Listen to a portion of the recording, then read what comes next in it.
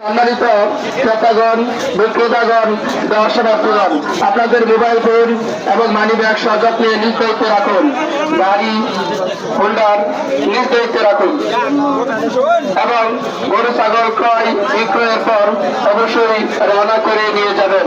আমাদের কাউন্টার অস্থায়ী বাজারের মাঝখানে পানির ট্যাঙ্কির সাথে। ধন্যবাদ।